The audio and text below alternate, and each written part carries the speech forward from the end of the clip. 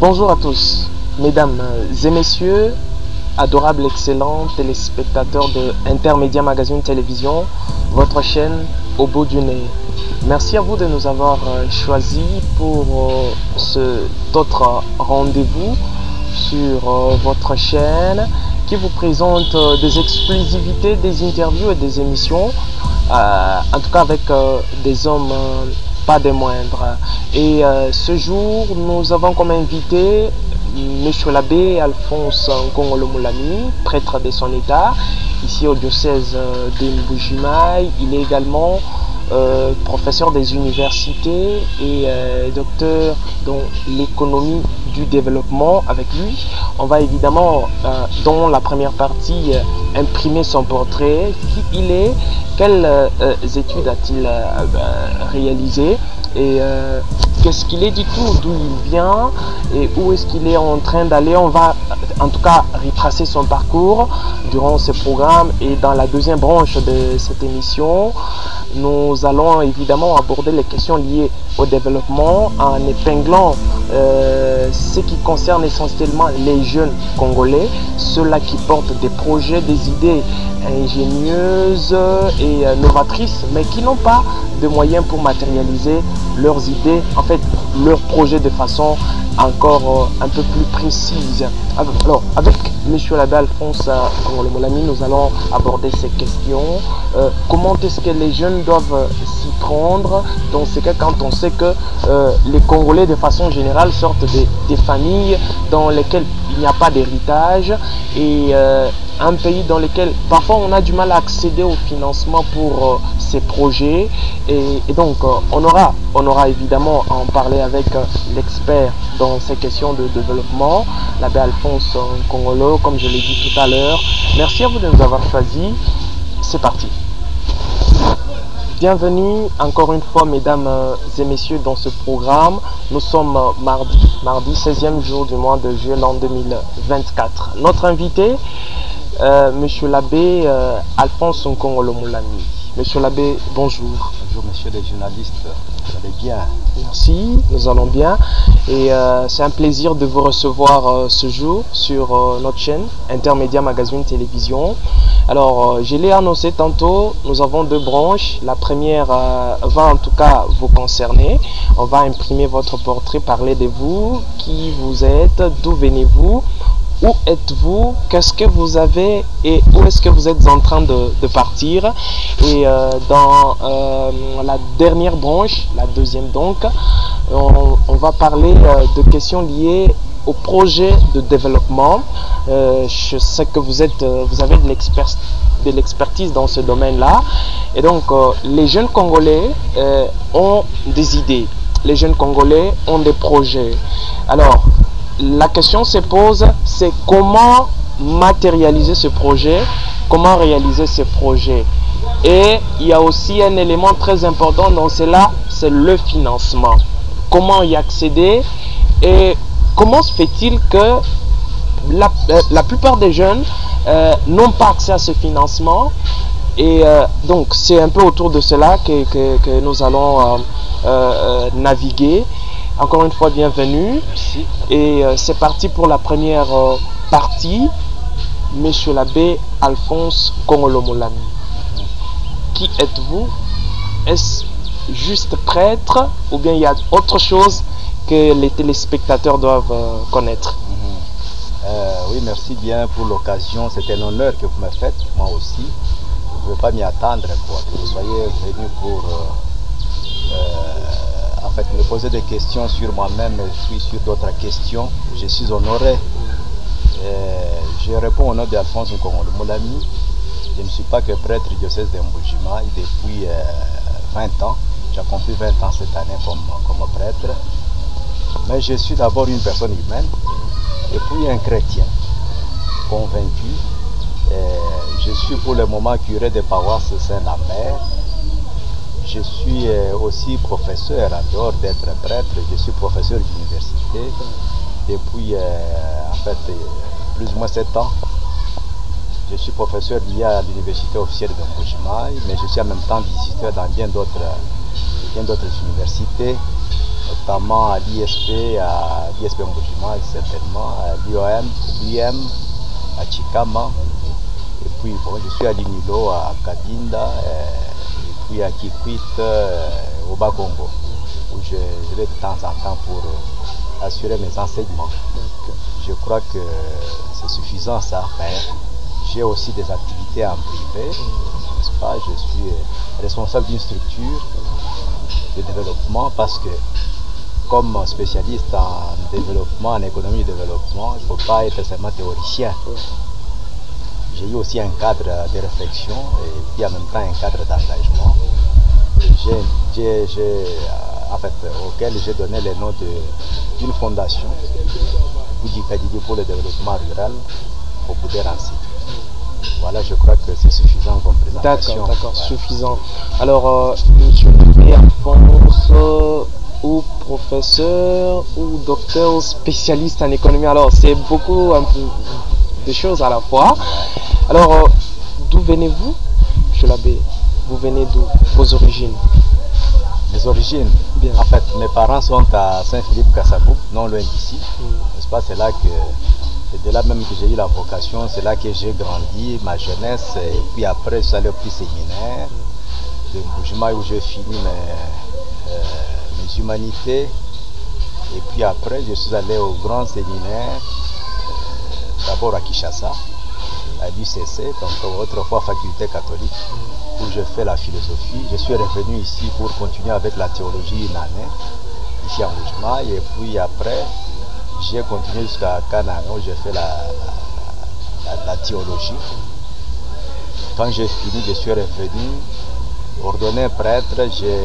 J'ai été envoyé aux études par Monseigneur Tarsis Tchiban, celui qui m'a ordonné prêtre. Il m'a envoyé à Rome.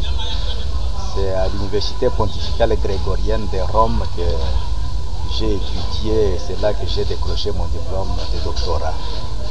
Alors je crois que c'est un peu ça mon origine, mais si je ne sais pas s'il faut parler d'une origine tribale. Oui, ça aussi c'est important. Vous êtes congolais? Je suis congolais de père et de mère. De père et de mère. Ouais. Donc je suis originaire de Bakwaka, dans les territoires de Katanda, c'est pas secteur de Moutouaï, précisément à Bibangala. Donc c'est de là que je tire mes origines. Voilà. Alors, vous avez évidemment aujourd'hui une grande expérience dans le milieu de l'économie, dans le milieu du développement, que ce soit au niveau de la ville ou même dans les milieux ruraux. Alors, comment est-ce que s'était passé votre premier jour de travail après avoir décroché fini donc vos études doctorales? Évidemment que c'est pour se donner à l'enseignement au niveau des universités ou des institutions supérieures. Mais en dehors de cela, en dehors de ce cadre-là, évidemment que vous avez eu déjà d'autres activités. Déjà vous étiez prêtre. Alors, votre premier jour de travail, monsieur l'abbé, que ce soit comme professeur ou dans d'autres activités, vous pouvez nous en parler un peu? Bon, je dirais que, modestement, je dirais que je ne peux pas affirmer que j'ai une très grande expérience. Ouais, parce que chaque jour qui passe, on apprend toujours, si on doit se référer aux expériences des autres. Mais alors dire que je parle de mon premier jour de travail, c'est pas, tout dépend maintenant de l'entendement du travail. Quand vous parlez du travail, de quel travail il s'agit? Faut-il parler du travail rémunéré, n'est-ce pas, payé, ou un travail, n'est-ce pas, qui ouais, vous avez à le faire. Ouais, donc je dirais que moi, depuis ma jeunesse, je suis un travailleur, ça je dois le reconnaître, depuis la maison des toits paternels. Moi ici j'ai eu à piler, n'est-ce pas, ce qu'on appelle en Turba les micelles là. C'est pas parce que ma mère faisait l'alcool indigène. Moi j'ai eu à travailler à la maison, à faire des activités de ménage là. Donc j'ai été formé à cela. Et puis bon, devenu prêtre, pendant mon processus, il y a eu quand même des gens, je voyais des travailleurs comme notre évêque là, c'était vraiment un travailleur. Je me disais, ce sont des modèles qu'il faut suivre. Alors j'ai eu à travailler, même pendant que j'étais séminariste, en stage, j'ai eu à enseigner, j'ai donné cours, et puis bon, avant même l'ordination, j'ai dû attendre l'ordination pendant quelques années, mais pendant ce temps, j'enseignais au petit séminaire. J'avais des activités aussi en privé. Donc voilà, un travail rémunéré comme tel. Bon, quand je suis revenu des études, je me suis fait engager à l'université. J'ai été payé, j'étais responsable de la Caritas du diocèse d'Angoulême, j'étais payé. Donc pour dire comment était le premier jour, les jours où j'ai touché le premier salaire, les premiers jours de travail, il était comme tous les autres jours, seulement j'ai fait mon devoir. N'est-ce pas, qu'il fallait, comme responsable de la Caritas, comme professeur d'université, comme prêtre, j'ai fait ce qui est prévu. Je ne vois pas tellement d'effets saillants, n'est-ce pas, marquant le premier jour de travail. Peut-être mon premier salaire, je l'ai offert à mes parents parce que je suis Congolais de père et de mère, enraciné dans ma tradition. Ouais, j'ai d'abord reconnu mes parents et puis j'ai donné mon premier salaire, voilà, comme professeur, comme prêtre, comme Caritas, responsable de la Caritas. Et voilà. Et aujourd'hui, vous avez déjà quand même de grands et des meilleurs souvenirs de travail professionnel, du milieu professionnel, en dehors du cadre de l'enseignement? Oui. Ouais, je l'ai dit, comme à la Caritas où j'ai passé une dizaine d'années, n'est-ce pas, j'ai appris à être vraiment un homme de terrain, quoi. Et puis le réseau Caritas, je l'ai dit toujours, c'est un réseau qui m'a permis, n'est-ce pas, à apprendre en faisant, tout en faisant, apprendre sous l'état. Donc il y a eu des choses, n'est-ce pas, que nous avons apprises comme théorie, ainsi de suite, sur le banc de l'école. Mais la Caritas m'a aidé à être plus pratique. Et là, j'ai eu beaucoup de formations, de renforcement des capacités, et puis ça m'a formé. Et je crois que c'est que je suis en train, dans beaucoup de cours que j'assure, n'est-ce pas, je ne suis pas en train de faire une répétition de ce que j'ai appris sur le banc de l'école, mais plutôt, n'est-ce pas, ce que j'ai vécu, mes expériences, n'est-ce pas, et la Caritas m'a aidé dans beaucoup de choses. Donc voilà un peu ce que je peux dire comme souvenir. Mais sinon, bon, être au milieu de la jeunesse, les former pendant déjà 7 ans, non, moi ça m'a enrichi, ça m'a beaucoup aidé. Et j'ai fait aussi un effort pour aider les jeunes, pour ceux qui veulent comprendre, n'est-ce pas, qu'ils doivent être acteurs de leur propre développement. Le développement, comme je l'ai dit, ce n'est pas quelque chose qui tombe du ciel, ça ne doit pas être un don, mais c'est tout un processus.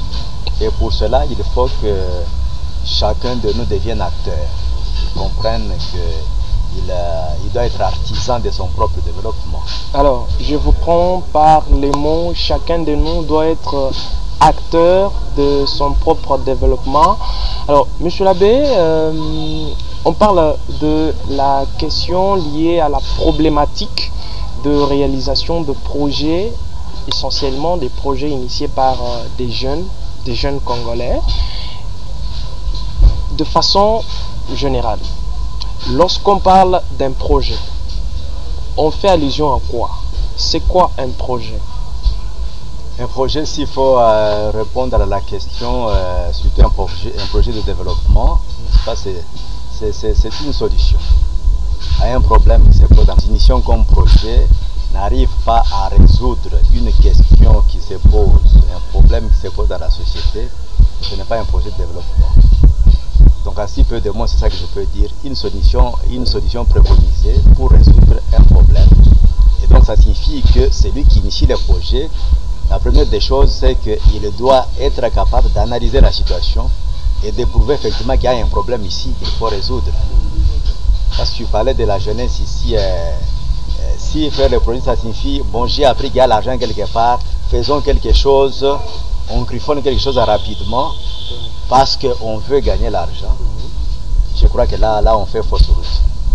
il faut, n'est-ce pas, que dans la vie, que nous soyons capables, n'est-ce pas, comme jeunes, comme intellectuels, capables de réfléchir, n'est-ce pas, sur les problèmes qui se posent dans la société, dans les différents domaines, réfléchir, voilà, les causes sont là, et puis les propositions sont celles-ci, et même prendre et mettre dans les tiroirs, n'est-ce pas, et attendre quand une opportunité se présente. Alors, ce n'est pas au moment où l'opportunité de financement se présente qu'il faut commencer à réfléchir. Donc là, parfois, on réfléchit vaille que vaille, ou on réfléchit parce qu'il y a un intérêt, on veut gagner un peu d'argent. Mais réfléchir sur sa propre société, donc, je crois que c'est un devoir qui doit être permanent.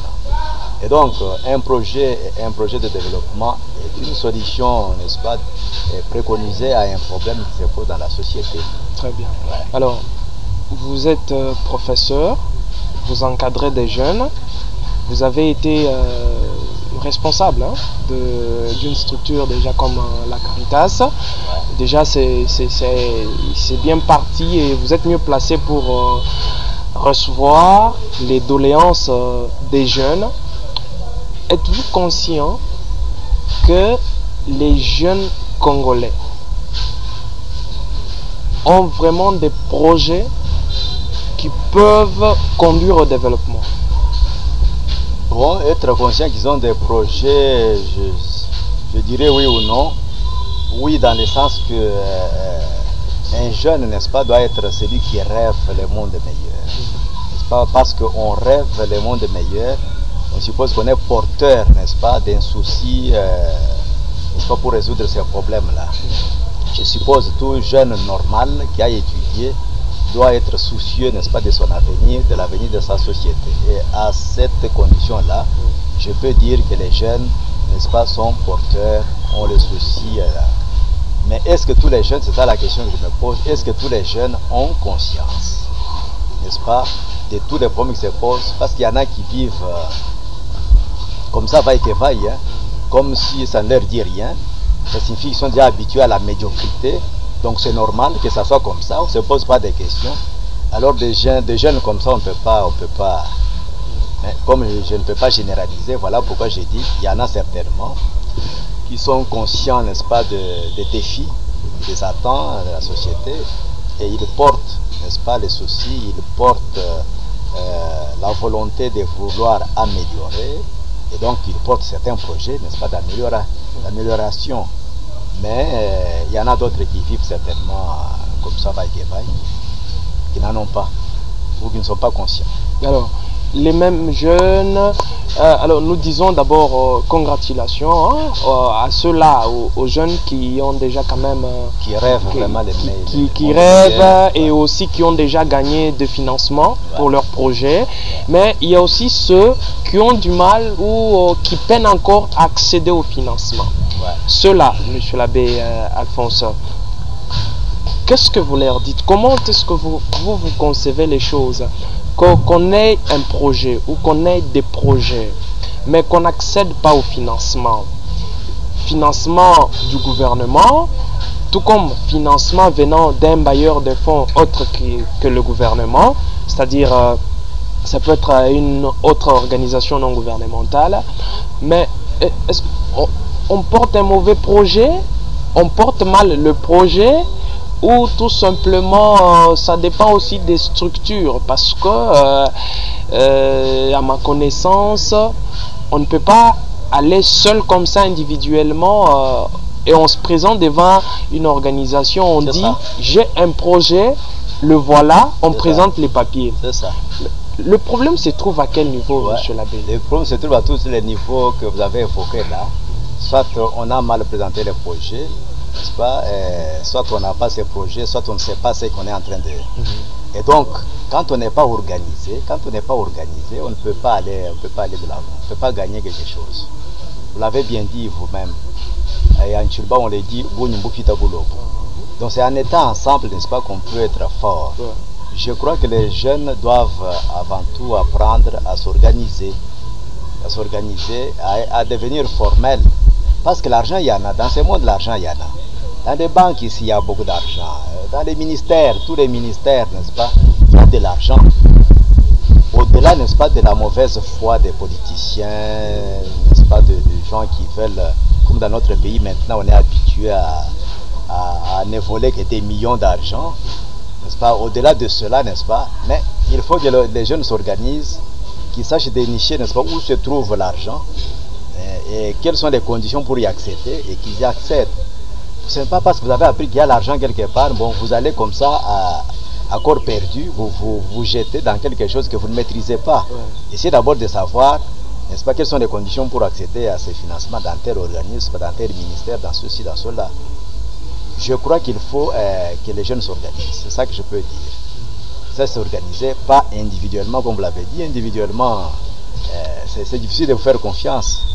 Mais quand vous organisez, n'est-ce pas, dans une structure, il y a une structure qui n'est pas une structure mallette ou des poches, parce qu'il y en a qui ont des ONG, des structures bien, avec tous les documents qu'il faut, mais ça ne se trouve que dans des mallettes qu'ils ont à main. C'est-à-dire qu'ils n'ont pas, de sièges, ils n'ont pas des pieds sur terre. On ne peut pas aller donc, pour visiter et puis trouver un siège, non. Donc s'ils s'organisent, et ils s'organisent très bien, n'est-ce pas, et qu'ils frappent à toutes les portes sans se décourager, parce que dans la vie, il ne faut jamais se décourager. C'est le découragement qui nous mène, qui nous fait manquer bien de choses. Moi, je vais vous donner un exemple.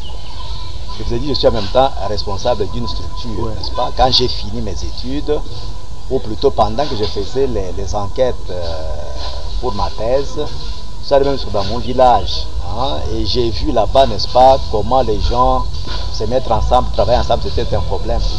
J'ai créé cette fondation-là qui s'appelle Fondation Boudjisani, donc c'est-à-dire être ensemble pour le développement rural. Et j'ai commencé à regrouper dans les villages, n'est-ce pas, former des équipes, ce qu'on appelle les CDV, donc les comités de développement du village, en leur donnant des questions, des réflexions, notamment par exemple, vous êtes dans cette contrée, quelles sont les potentialités, n'est-ce pas, que vous avez. Parce que Dieu ne peut pas vous créer, vous mettre dans un environnement où il n'y a aucune force, où il n'y a aucune opportunité, où il n'y a rien. Donc alors il nous faut d'abord prendre conscience des forces que nous avons. Nous sommes forts en quoi ici? Alors deuxième question, n'est-ce pas, nous sommes faibles en quoi? Donc qu'est-ce qui nous manque?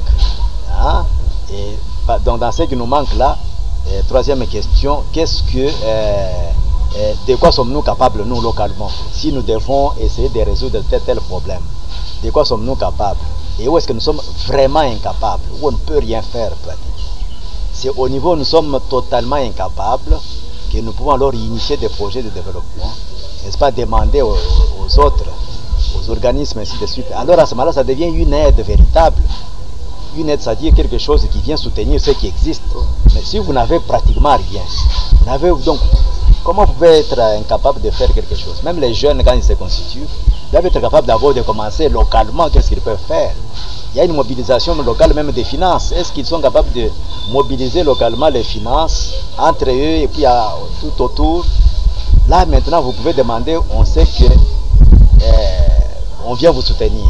Il y a quelqu'un qui a dit, c'est pas c'est un musicien qui dit l'argent appelle l'argent. Donc il ne faut pas totalement être main vide comme ça, comme si vous êtes incapable. Donc dès que vous avez ça, vous pouvez aussi facilement.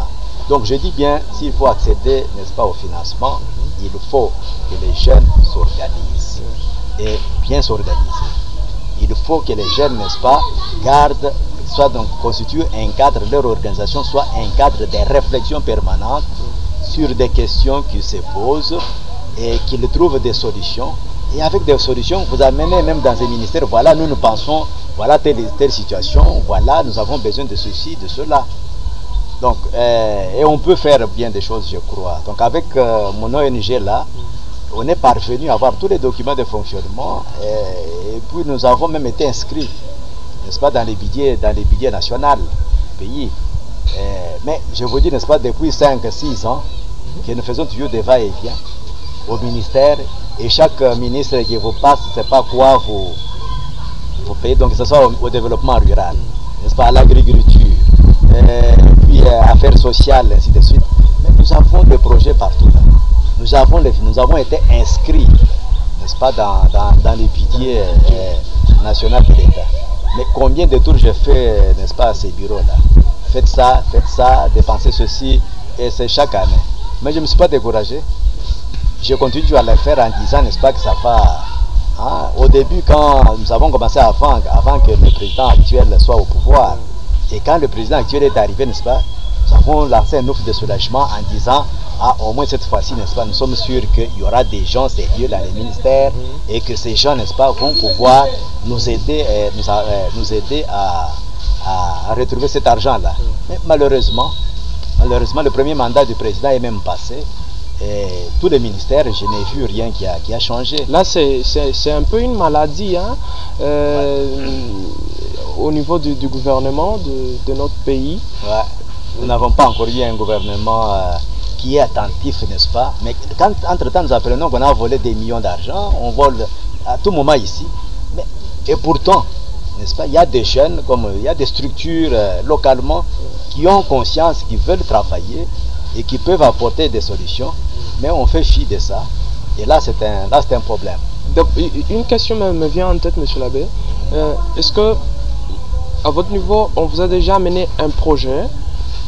Vous voyez le projet, ok? C'est-à-dire, vous décortiquez les idées émises sur papier, et lorsque vous lisez, vous sentez que c'est vraiment mal rédigé. Ouais. Ça peut influencer aussi la décision du bailleur des fonds. Ouais, ça c'est sûr. À l'université, je donne les cours de rédaction d'un projet, n'est-ce pas, mais aussi l'élaboration et l'évaluation d'un projet. Oui. Comment on peut élaborer un projet, comment on peut arriver à l'évaluer. Ce sont les deux étapes se trouvant, n'est-ce pas, en fait, donc comment on élabore, on commence à élaborer et puis on évalue. L'évaluation, c'est après même la mise en pratique de la réalisation même du projet. Donc ça fait que je donne ces cours-là, je montre aux jeunes comment on peut élaborer et donc aussi comment on peut mettre en pratique et comment on doit évaluer pour tirer des leçons qui pourront vous permettre d'améliorer mais aussi comment on rédige sur papier la rédaction pour que ce soit bien rédigé. Je crois qu'il faudrait aussi multiplier des formations comme ça, pas simplement dans des cadres universitaires, mais des associations des jeunes. Et là, je lance vraiment un appel à toute la jeunesse, n'est-ce pas? Donc la jeunesse organisée dans des regroupements, même au niveau des paroisses, jeunes de la paroisse telle, tout ça, qui veulent, n'est-ce pas, se lancer dans les domaines de développement, ils peuvent toujours inviter des spécialistes. Moi aussi, je peux me présenter, je peux donner ma petite contribution pour que chacun de nous apprenne au moins à comment élaborer, comment exécuter, comment évaluer, mais aussi comment rédiger sur papier. Là, ça donne un peu plus de chance, n'est-ce pas? Plutôt que des choses faites vaille que vaille, parce qu'on a appris qu'il y a l'argent au gouvernorat, alors faisons un peu quelque chose rapidement, qu'on bénéficie de ça, et si souvent ce n'est pas... Donc ça signifie qu'on peut manquer le financement aussi à cause de la présentation d'un projet. Quand c'est mal présenté, c'est mal présenté. Mais déjà, monsieur l'abbé, quels sont les atouts que vous personnellement, vous avez déjà découverts dans les jeunes Congolais en ce qui concerne les questions essentiellement liées au développement? Vous les trouvez forts en quoi? Dans quel domaine? Non, je ne sais pas dire dans quel domaine. Notre jeunesse elle peut être forte dans tous les domaines. Dans plusieurs domaines, je crois qu'on en voit qui ont des initiatives, mais on doit savoir quelque chose. Il y a quelque chose qu'il faut, n'est-ce pas, ça demande un simple clic, n'est-ce pas, pour que ça change. Je ne saurais pas vous dire dans tel domaine seulement, mais je dis bien dans plusieurs domaines, on trouvera des compétences. Et donc, de façon aussi plus précise, j'ai compris, je vous ai bien suivi lorsque vous avez parlé de votre structure que vous patronnez. Vous avez fait des démarches au ministère, à Kinshasa donc, auprès des hommes d'État. Ouais. Mais ça n'a pas marché. Et pendant plus de 5 ans, lorsque vous parlez de 6 ans peut-être, c'est déjà plus de 5 ans. Et c'est un temps qui pouvait être consacré à un projet dit de développement. De développement à être réalisé parce que un projet, comme je dis toujours, n'est-ce pas, un projet de développement, il y a différence entre projet de développement et projet humanitaire. Un projet humanitaire, c'est un projet qui est réalisé, n'est-ce pas, dans un contexte bien précis pour un problème qui arrive, par exemple un problème humanitaire, entre tel village et tel autre village, on a brûlé les cases, ou bien comment ça peut se présenter, ou bien bon, il y a Covid qui vient. Là, on vient pour résoudre un problème ponctuel, n'est-ce pas? On vient pour aider, n'est-ce pas? C'est une aide humanitaire. Alors, un projet de développement, c'est celui qui s'étend sur un long terme, n'est-ce pas, sur beaucoup d'années, mais pas moins de 5 ans. Pas moins de 5 ans, il faut toujours que ce soit au-delà de 5 ans, parce que dans moins de 5 ans, on ne sait rien faire pratiquement. Vous verrez même les mandats des présidents de la République. C'est difficile de mettre 3 ans. Parce que 3 ans, la première année, on essaye de monter, donc de connaître les milieux. Deuxième année, on commence à réaliser. Troisième, on commence à préparer la fin. Alors, un projet de développement, c'est au moins 5 ans, sinon au-delà. Parce qu'alors, pendant 5, 10 ans, on peut réaliser quelque chose et puis ça peut se faire. Mais imaginez-vous que depuis que, avant le premier mandat du président actuel, nous avons l'argent qui loge dans les ministères là. Agriculture, élevage, pêche, développement rural, même en santé, même aux affaires sociales. Cet argent-là va où chaque année? Mais on prévoit toujours, n'est-ce pas, telle structure, Fondation Bodikadiki, le Bodisani, voilà. Oh. Tous ces ministères ont cet argent-là. Et ça va où? Parce qu'on n'a jamais eu ça. C'est ça qui est, n'est-ce pas, qui permet au sein des volets. Je reviens à cette problématique, monsieur l'abbé. Mais comme on doit accéder au financement, on n'a pas une structure, mais on a une idée, on a un projet, on a une solution à un problème qui se pose dans la société. Est-ce que si j'ai une solution, en fait, j'ai une idée pareille, je peux aller contacter la Foboudère par exemple, Fondation Boudisani pour le développement rural. Est-ce que je peux amener l'idée et dire voilà, j'ai cette idée, j'ai ce projet, vous avez déjà beaucoup d'années dans ce domaine, prenez l'idée, faites des démarches, qu'on accède au financement, et ainsi de suite. C'est faisable quand même. C'est faisable. J'ai oublié de noter, n'est-ce pas, qu'un projet de développement, c'est toujours un projet communautaire. Il ne doit pas être un projet individuel. Vous pouvez concevoir une idée, vous pouvez avoir une solution, vous pouvez, mais il faut, n'est-ce pas, faire en sorte que la communauté puisse s'approprier. Donc, parce que ces projets-là de développement d'idées, ce n'est pas quelque chose que vous allez réaliser en l'air. Vous irez quand même réaliser sur un territoire, n'est-ce pas, dans un contexte. Les bénéficiaires de cet endroit-là, n'est-ce pas, il faut qu'ils s'approprient l'idée.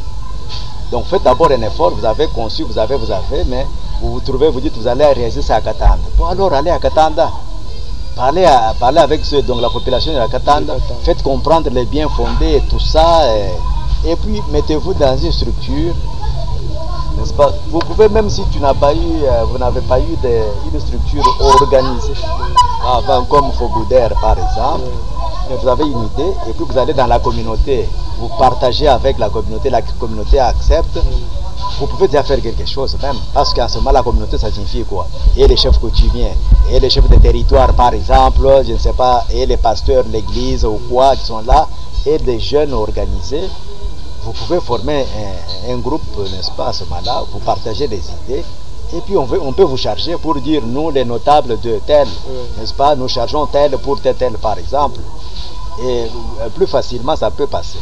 Donc un projet de développement n'est jamais un projet individuel, c'est toujours un projet communautaire. Même si les concepteurs, n'est-ce pas, l'initiateur est un individu, il faut toujours qu'il arrive, avant sa réalisation, qu'il arrive à partager avec la communauté, que la communauté puisse s'en approprier. Parce que si déjà, dès le début, la communauté s'est appropriée de votre idée, l'exécution, ça sera aussi plus facile. Et même l'évaluation. Mais si ça vient, ça tombe comme ça directement, non, les gens ne sont pas bien préparés et ça devient un problème. Et j'ai fait une expérience dans mon village, n'est-ce pas, dans le cadre de Foboudère, là, mais je me trouvais encore aux études. J'ai eu mes amis italiens à qui j'ai demandé, n'est-ce pas, une rencontre, mais eux m'ont proposé, qu'est-ce que tu veux qu'on fasse chez toi? J'ai dit, bon, qu'on fasse une école. Et je suis venu 2 mois avant, j'ai réuni ceux deux. Je vais au village, j'ai dit, bon, On prépare, on fait... donc préparez-vous, n'est-ce pas, d'ici 2 mois, je vais venir avec des amis, on va faire une... Les gens donnaient l'impression d'être très contents, oh très bien, le fait d'entendre que les Blancs vont venir dans leur village. Et puis après, ce que j'ai vécu pendant l'exécution du projet, n'est-ce pas, et même après, je crois que ça me laisse, ça me donne des larmes aux yeux, quoi. Parce que cette école-là où j'ai investi plus de 50 000 $, c'est parti, ça s'est écroulé même après. C'est pas bien construite, c'est pas quoi, il y a eu une simple pluie là, et puis c'est tombé alors que c'était un beau bâtiment bien imposant par rapport à des maisonnettes à côté là. Alors finalement... Donc, il n'y a pas eu l'appropriation. Il n'y a pas eu l'appropriation, ouais, parce que j'ai eu à perdre même presque un camion de ciment. C'est simplement parce que les camions étaient arrivés, pour arriver là-bas il y avait un petit ravin. Ouais.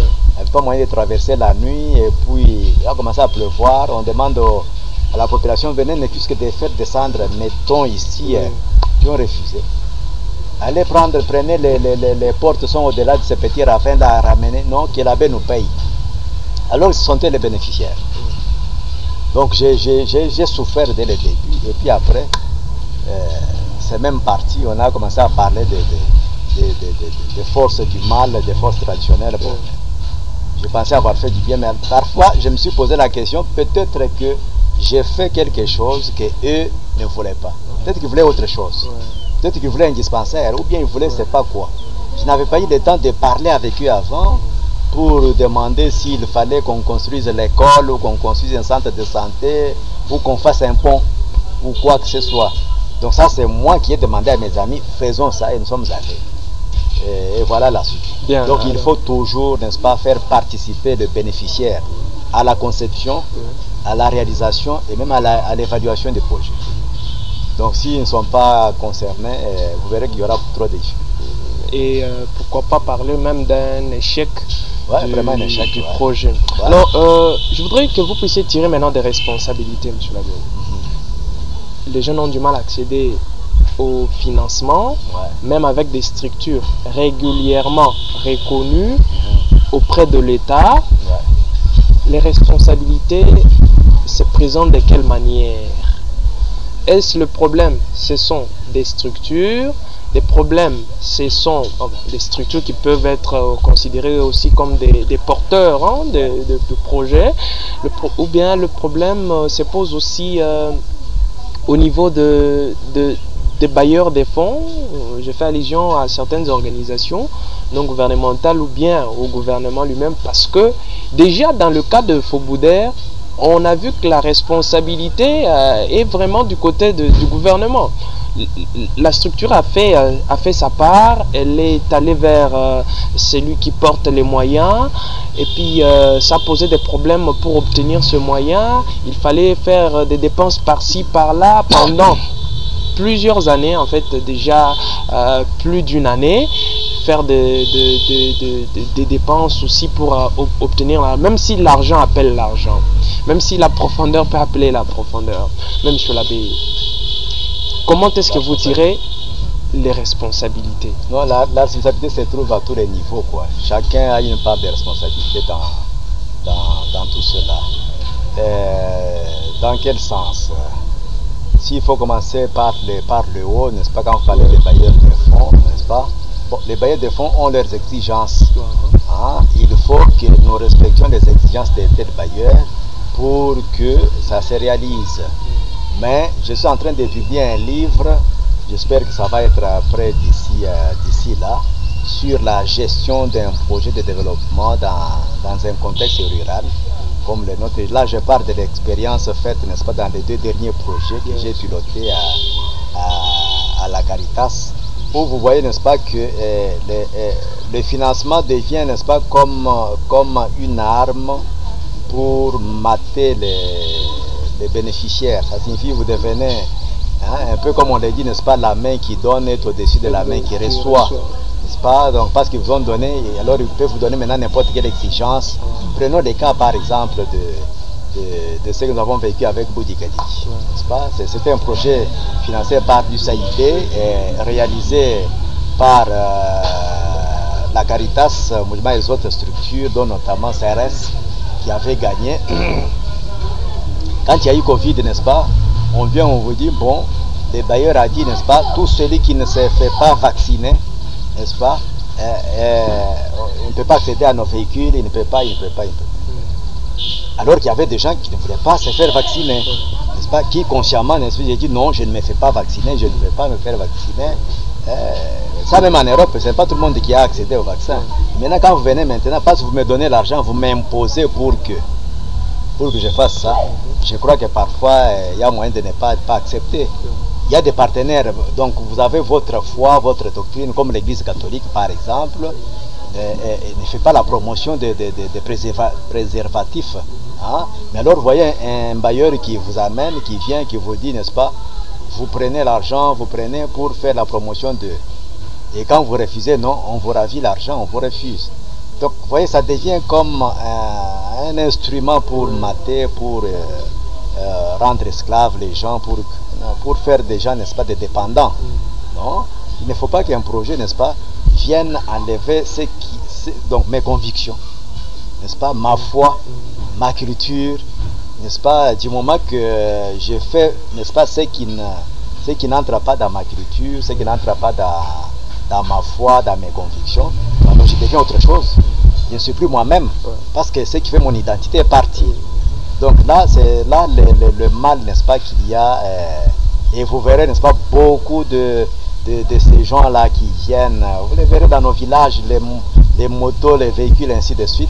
Bon, ils peuvent même sortir avec nos filles et tout ça, bon, on laisse des grossesses, on s'en va, donc on devient vraiment des objets pratiquement à un certain niveau. Parce que vous nous donnez l'argent, parce que vous avez l'argent, n'est-ce pas, ça devient l'occasion de mater les autres, de chosifier les autres. Et là, c'est une responsabilité aussi de ce côté-là. On peut même vous couper les financements à cause de ça. L'État, n'est-ce pas, je crois qu'il faut avoir un État qui soit conscient. Je crois quand même qu'il y a quelque part une conscience qui manque.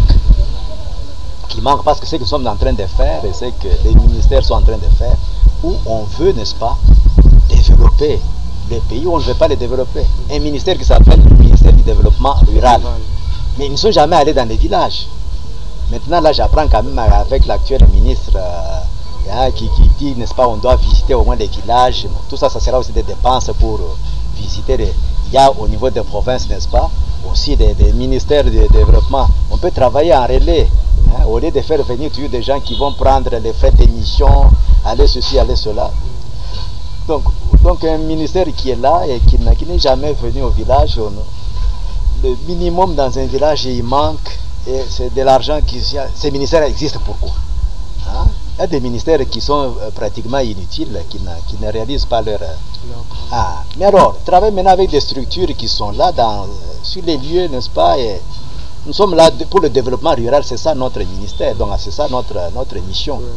Et entre-temps, donc je crois que nous avons un État qui n'est pas conscient, n'est-ce pas, du devoir, n'est-ce pas, de ce qu'il doit réaliser. Et qu'est-ce qu'il faut faire pour les réveiller, je ne sais pas.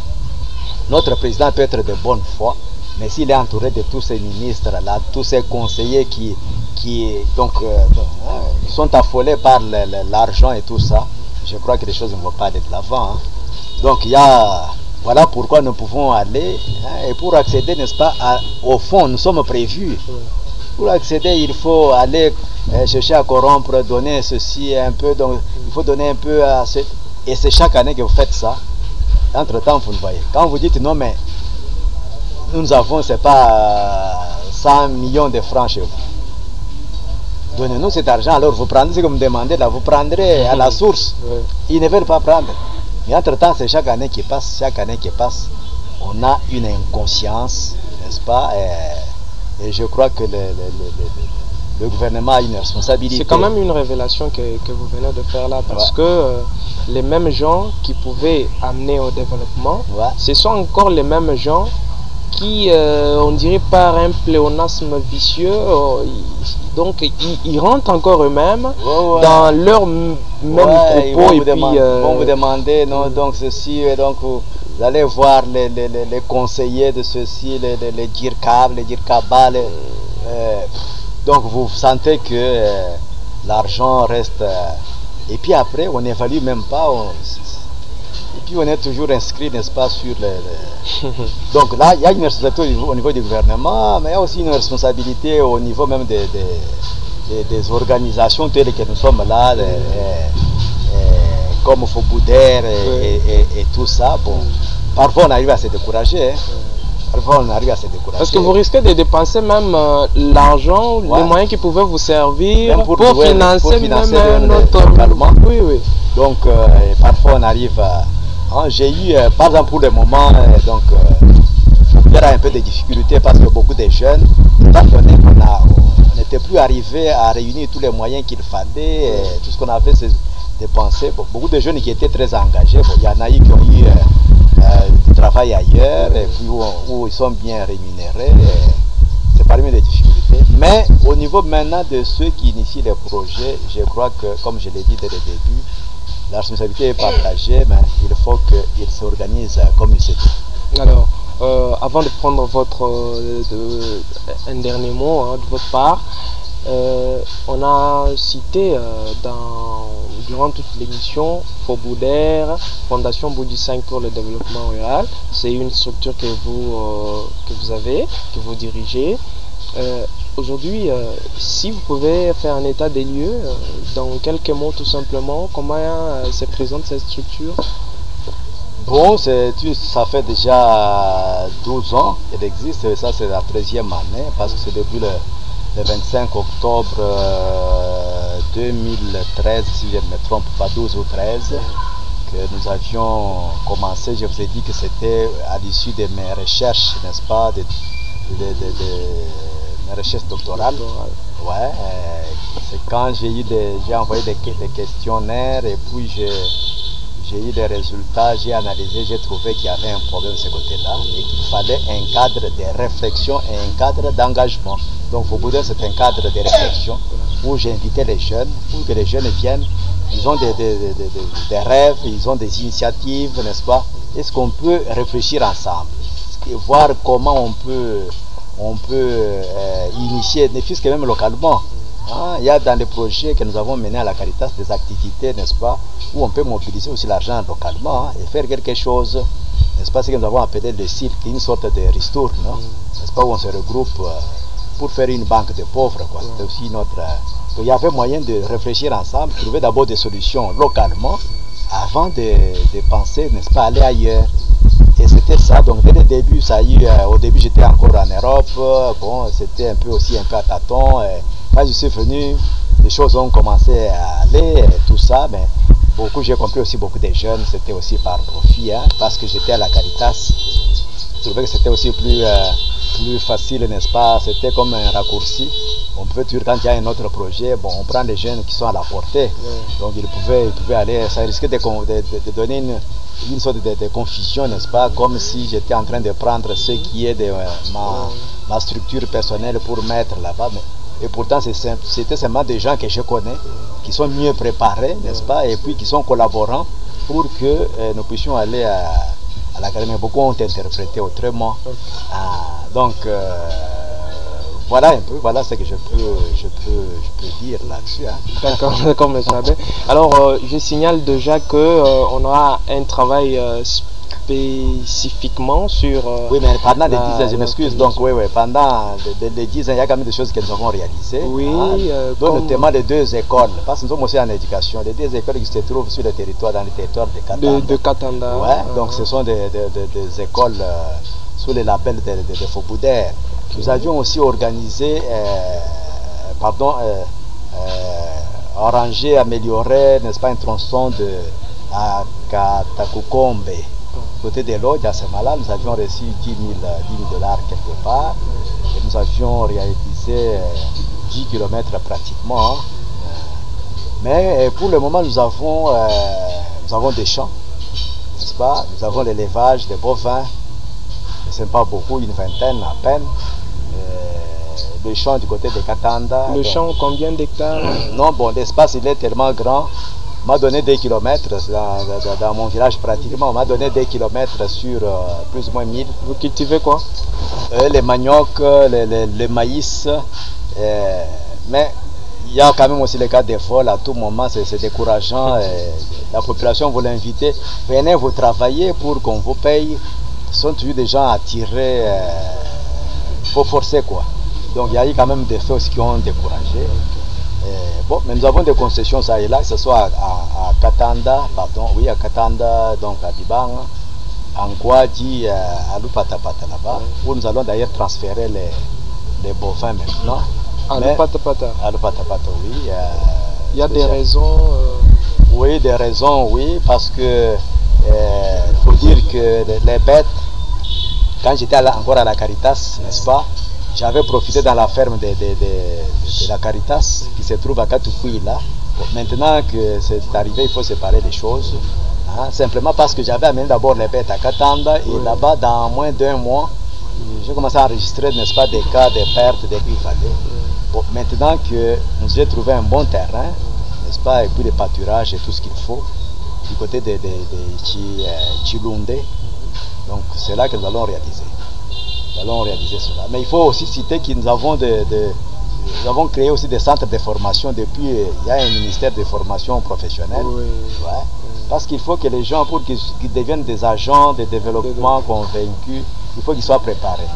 Alors préparer pas simplement une formation académique, scolaire telle que nous l'avons. Plein de théories. Oui, ça ce ne sont que des théories, mais il faut des gens, n'est-ce pas, pratiques, comme on le dit dans ces ministères-là. L'INPP, par exemple, c'est professionnel, mais on enseigne en français. Une maman qui n'a jamais étudié et qui a la capacité, n'est-ce pas, de faire quelque chose. Vous allez donc lui donner l'enseignement en français. Donc alors nous avons maintenant formé des centres de formation, n'est-ce pas, où on peut transmettre aux gens, même en Chiluba. On apprend. Si vous allez maintenant là, vous allez voir quoi, il y a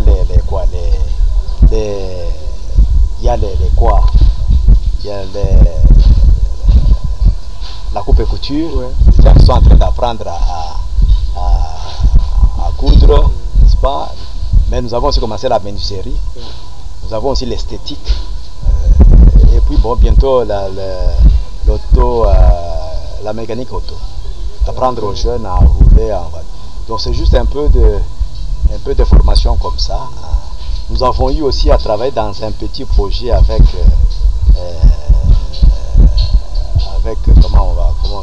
c'est prise, ou je crois c'est prise du côté des Niabi.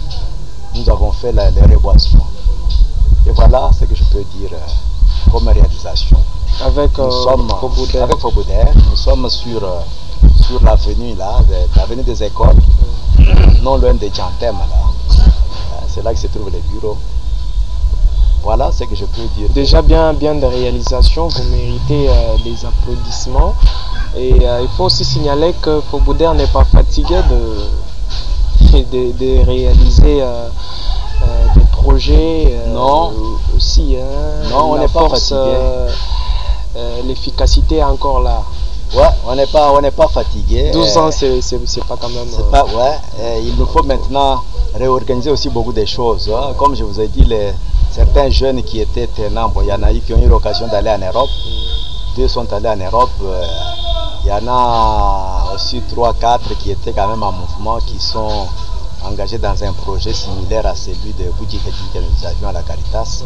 Ils sont du côté des Kananga. Donc il faut encore réorganiser un peu les bureaux, organiser beaucoup de choses pour maintenant projeter à faire.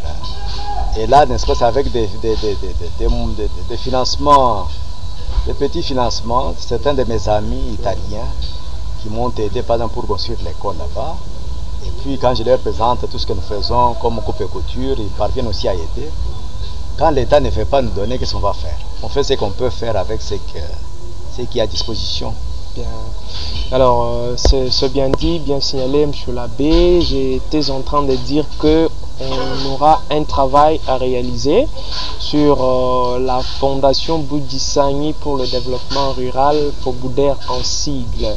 Alors, si le temps nous le permet, M. l'abbé, on pourrait faire une descente à Bibanga, dans le territoire de Katanda, pour voir les réalisations de cette fondation. Alors, sur Intermédia Magazine, vous allez suivre tout cela. C'est juste un signal qui est lancé. Monsieur l'abbé, nous sommes arrivés carrément à la fin. Nous avons épuisé les questions. Un mot au gouvernement, un mot aux structures qui se sont déjà rétractées dans la lutte pour atteindre ou arracher un financement. Un mot aux jeunes qui ont des idées mais qui ne savent pas à qui s'adresser. En tout cas, ce sera même votre mot de clôture. Bon, s'il faut dire un dernier mot au gouvernement, c'est inviter le gouvernement à prendre conscience de ses responsabilités. N'est-ce pas? C'est le gouvernement qui détient la destinée de tout un peuple. Et quand on sait que le développement, la pauvreté se ressent plus dans les milieux ruraux, n'est-ce pas?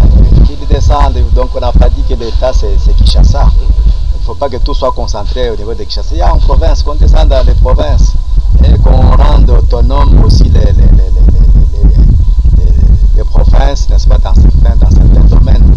Je ne sais pas à quel niveau se trouve la rétrocession de tout ce que les provinces envoient à Kinshasa, les 40% dont on parlait, on ne sait pas, mais que l'État, n'est-ce pas, soit responsable, que l'État prenne ses responsabilités, que l'État comprenne qu'il a la destinée en main du développement de tout un peuple, et pour cela, n'est-ce pas, il ne doit pas travailler en solo, il doit travailler en collaboration avec la base. Si vous n'avez pas de base, même un arbre, n'est-ce pas, qui n'a pas de base, une maison qui n'a pas de base, ça ne sert à rien. Donc la base, nous sommes là. Il y a des intelligences ici, il y a des professeurs d'université, il y a des gens qui ont de l'expérience sur le terrain, il y a des structures bien déterminées, donc bien animées. Il y a la bonne volonté de faire quelque chose, que le gouvernement compte sur cela pour réussir sa mission jusque dans les fins fonds de nos villages. Bon, pour les structures qui se découragent, ou quoi, non. Moi, j'ai toujours invité les gens à toujours presser sur le bouton du courage et non pas de découragement, n'est-ce pas? Donc, vous pouvez faire aujourd'hui, ça ne réussit pas. Non, mais continuez toujours, n'est-ce pas? Un jour ou l'autre, ça va aller de la fois. À la jeunesse de s'organiser. Je dis toujours, donc, bien s'organiser et puis savoir s'approcher, n'est-ce pas, de ceux qui sont expérimentés. Ne pas croire qu'on connaît tout, on sait tout parce qu'on a réfléchi, non. Qu'elle s'approche de ceux qui ont de l'expérience, des structures qui ont de l'expérience, des personnes qui ont de l'expérience, telles que vous me donnez l'occasion de dire ce que je peux dire là. S'il y en a qui écoutent et qui peuvent faire quelque chose, tant mieux. S'il y en a qui peuvent venir pour que nous puissions approfondir davantage, avoir un cadre de concertation, de réflexion, tant mieux. Donc voilà un peu ce que je peux dire. Vous pouvez passer votre numéro, c'est possible? Oui, bon, mon numéro de téléphone c'est 85 929 57 10. Ça c'est pour... Reprenez un peu. Donc 085 929 57 10. Okay. Ou 09 76 78 67 55. Les deux sont sur WhatsApp. D'accord. Ouais. Alors, merci Monsieur l'abbé d'avoir accepté ce moment de partage d'idées pour la jeunesse au niveau de la RDC et même au Kasaï oriental de façon particulière. Merci à vous. Merci. Nous sommes arrivés à la fin, mesdames et messieurs, de ce programme sur Intermédia Magazine Télévision, votre chaîne au bout du nez. Nous avons reçu aujourd'hui un prêtre. Il s'agit de monsieur l'abbé Alphonse Kongolo Moulami. Moulami comme gardien du temple. Alors, spécialiste du question de l'économie du développement. Et il est professeur des universités. Ici à Mbuji-Mayi, il est à l'université officielle de Mbuji-Mayi. Il est à l'université de Mbuji-Mayi. Il est aussi dans d'autres universités au niveau du pays. Et donc, et parfois ailleurs. Hein. Alors, nous avons parlé de lui, on a aussi parlé de la problématique de la réalisation de projets initiés par des jeunes essentiellement. Alors, il a bien exposé, il a bien répondu à certaines préoccupations que nous avions eues nous-mêmes de la part de certains jeunes. Qui se sont même découragés. Alors ne vous découragez pas, toujours presser sur le bouton de l'encouragement ou du courage au lieu d'être découragé. Alors, je vous signale qu'on aura un travail sur la FOBUDER, Fondation Boudi 5 pour le développement rural. Vous allez suivre un documentaire là-dessus pour voir les réalisations de cette fondation qui est dirigée par notre invité du jour, l'abbé Alphonse Kongolo. Merci de nous avoir suivis. Prenez cette vidéo, aimez-la, partagez-la massivement, qu'elle atteigne un plus grand nombre des jeunes et des vieux parce que les idées sont partout. Merci, au revoir.